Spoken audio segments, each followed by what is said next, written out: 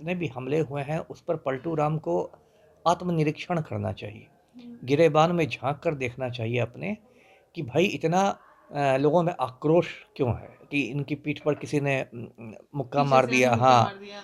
अब उसको ये कह के इन लोगों ने लिपापोती की, पुलिस वालों ने, प्रशासन वालों ने, कि नहीं वो मानसिक रूप से विक्षिप्त अच्छा था। था।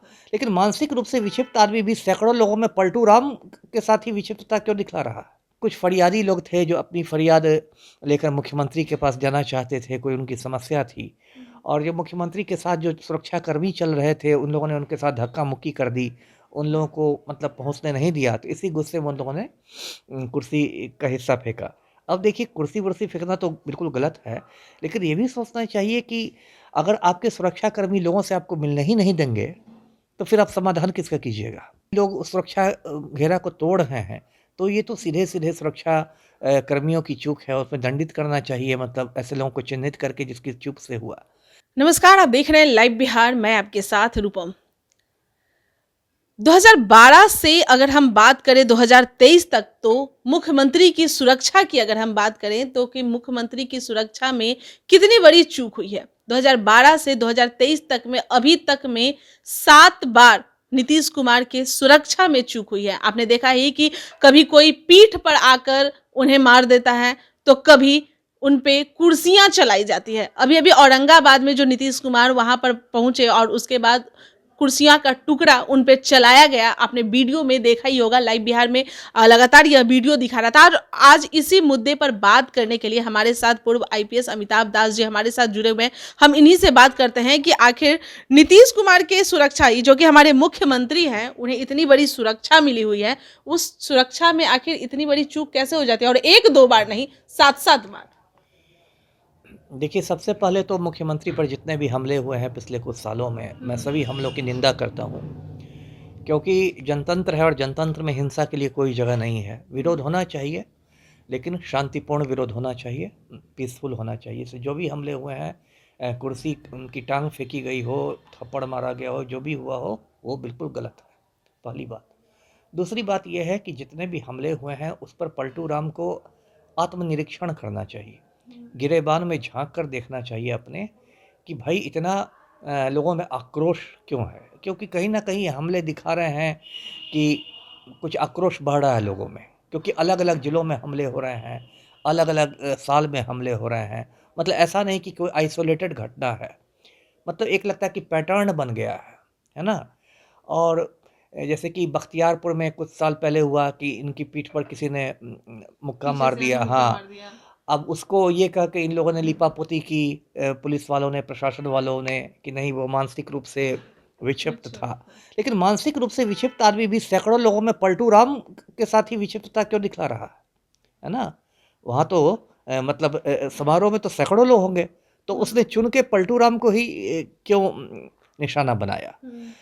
तो ये भी कहीं न कहीं से दिखाता है कि वो उतना भी विक्षिप्त नहीं है। उसको पता है कि मुझे किस पर अपना गुस्सा निकालना है।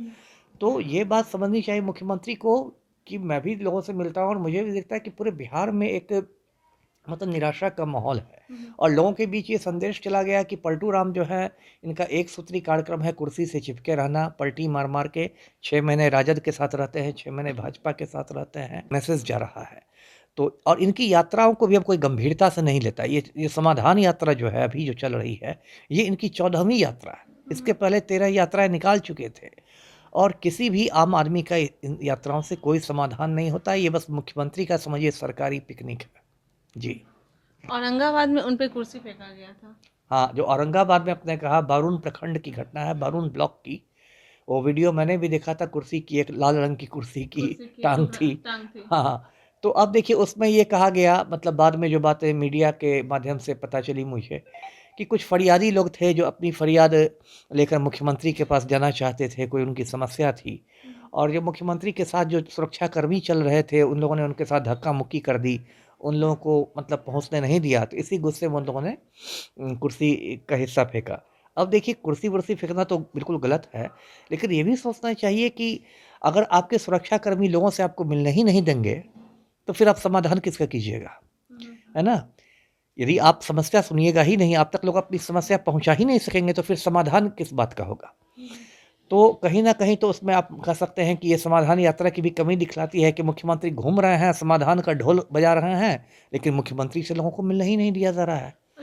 जी। मुख्यमंत्री जी को इस तरह से एक नियम बनाना चाहिए था या कुछ बैठकें वगैरह करनी चाहिए चाहिए था, जैसे जनता दरबार लगाते हैं तो वहाँ पर के लोगों आए और उनसे बात करें और बहुत ही सरलता से उन्हें मिले।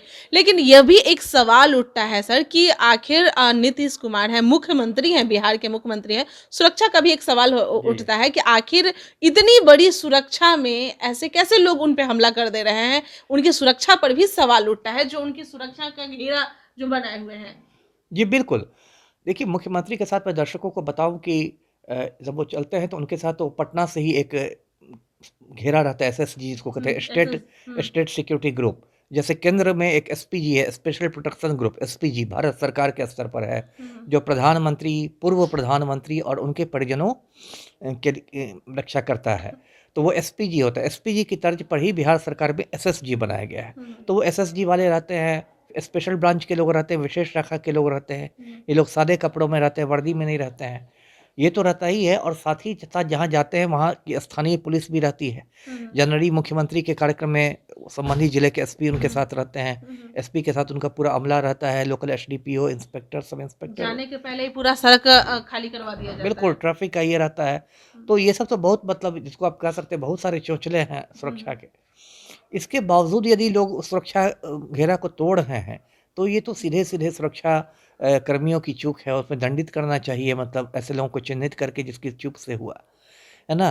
कई बार मैंने देखा है, मैंने भी बहुत सारे मतलब मुख्यमंत्रियों और प्रधानमंत्रियों के साथ ड्यूटी की है। मैंने देखा है कि सुरक्षाकर्मी लोग भी खुद तमाशबीन हो जाते हैं। अच्छा। मतलब वो तमाशा देखने लगते हैं। वो भूल जाते हैं कि मेरा मेन काम है मतलब इसकी सुरक्षा करना, मुख्यमंत्री की सुरक्षा, प्रधानमंत्री की सुरक्षा। वो भी तमाशा देखने लगते हैं कि यहाँ क्या हो रहा है, वो क्या हो रहा है। जबकि ये काम बहुत, मतलब चौकन्नेपन का काम है। आपको बहुत चौकन्ना रहना है, चौकस रहना है, क्योंकि एक छोटी-सी चूक में भी मतलब कोई गलती हो कोई अप्रिय घटना घट सकती है। लेकिन मैंने देखा है कि कई बार वो भी तमाशबीन बन जाते हैं, सुरक्षाकर्मी भी तमाशा देखने लगते हैं, क्या हो रहा है, इस कार्यक्रम में क्या हो रहा है। कोई यदि सांस्कृतिक कार्यक्रम होने लगा है तो वो भी गाना सुनने लगते हैं, है ना?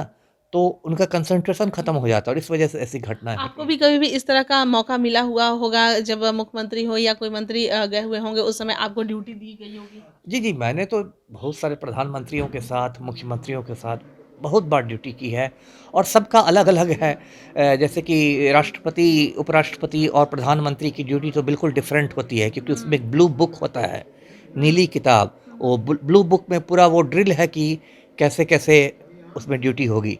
जैसे राष्ट्रपति आते हैं तो उनका जो कारकेड बनता है, जो गाड़ियों का काफ़िला बनता है, वो भी बिल्कुल तय रहता है कि कैसे आगे में पायलट कार रहेगी, फिर वीआईपी कार रहेगी, एस्कॉर्ट 1, एस्कॉर्ट 2, ऐसे-ऐसे करके आखिर में एम्बुलेंस रहेगा। वो पूरा मतलब बना हुआ है। प्रधानमंत्री की भी सुरक्षा में ऐसे ही होता है। प्रधानमंत्री के आने के तो मतलब 2-4 रोज़ पहले ही एसपीजी की एक टीम आ जाती है, जो स्थानीय पुलिस के साथ एएसएल करती है, इसको एडवांस्ड सिक्योरिटी लियाज़निंग कहते हैं। मतलब पहले ही से वो उस स्थल को जाके निरीक्षण करती है जहाँ प्रधानमंत्री का कार्यक्रम होने वाला है, और देखती है आसपास ऊंचे-ऊंचे मकान तो नहीं है, ये नहीं है, वो नहीं है।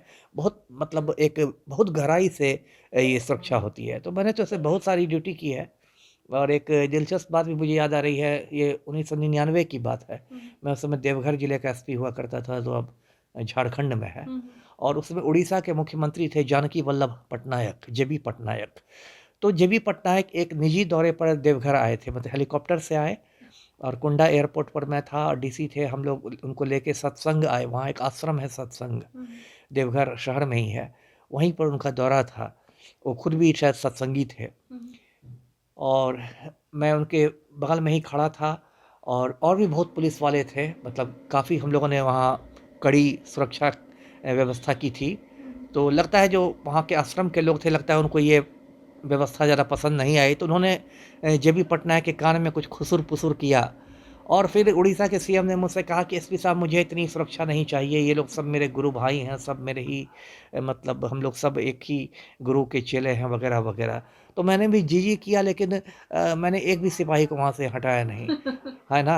लगातार मैं भी खड़ा रहा, बिल्कुल परछाई की तरह सारे लोग मौजूद रहे, और क्योंकि मैं समझ रहा था, हाँ, चिपका रहा परछाई की तरह, क्योंकि मैं समझ रहा था कि जब तक ये देवघर जिले में है तब तक इनकी सुरक्षा का जिम्मा मुझ पर है। कोई भी अप्रिय घटना इनके साथ हो जाएगी तो फिर तो बिहार सरकार भी मेरी गर्दन पकड़ेगी, उड़ीसा सरकार भी गर्दन पकड़ेगी, दोनों सरकारें पकड़ लेगी गर्दन, केंद्र सरकार भी पकड़ लेगी। तो इसलिए उसमें देखिए क्या है कि लोकल एसपी की बहुत बड़ी भूमिका होती है, क्योंकि स्थानीय पुलिस उन्हीं उसी के अधीन है, तो उसको भी रहना चाहिए सतर्क।